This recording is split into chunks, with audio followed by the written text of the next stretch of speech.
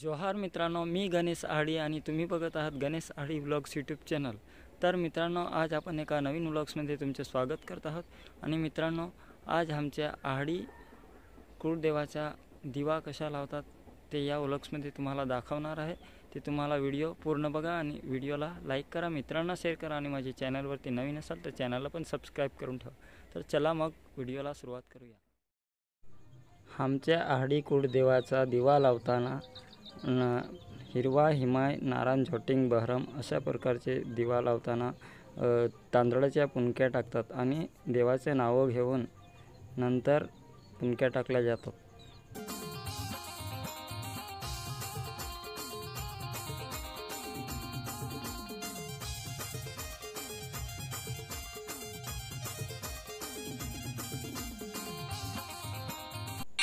पुणक्या टाकून झाल्यानंतर एक हिरवा देवाच्या नावाने दिवा ठेवला जातो आणि दुसरा दिवा हिमाय देवीच्या नावाने ठेवला जातो।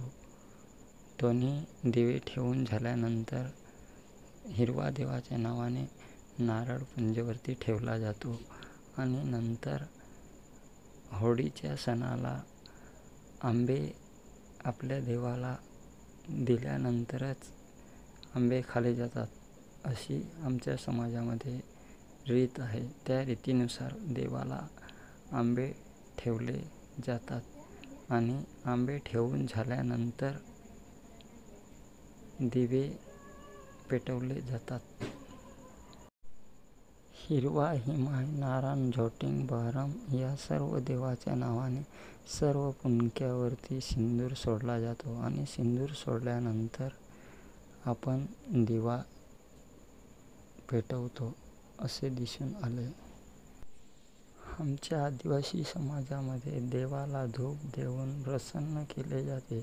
प्रसन्न केल्यानंतर नारळ पुंजवरून घेऊन देवाच्या नावाने नारळाचे झाडं देवाला वाहिले जातात। देवाला वाहिल्यानंतर नारळ देवाच्या नावाने फोडला जातो।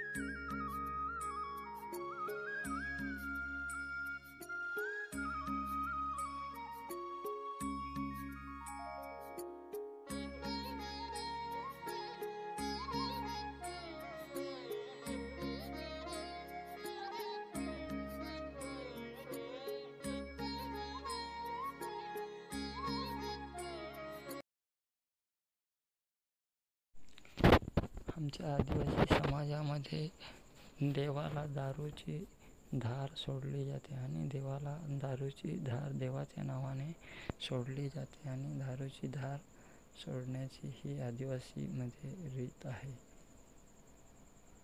देवाला दारूची धार सोडून झाल्यानंतर देवाला तांदूळ सोडून नमस्कार केला जातो आणि आपल्या घरातील सर्व कष्ट दूर व्हावेत आणि पोराबालांना सुखी आणि समृद्धीने राहावे यासाठी देवाकडे पाया पडले जाते।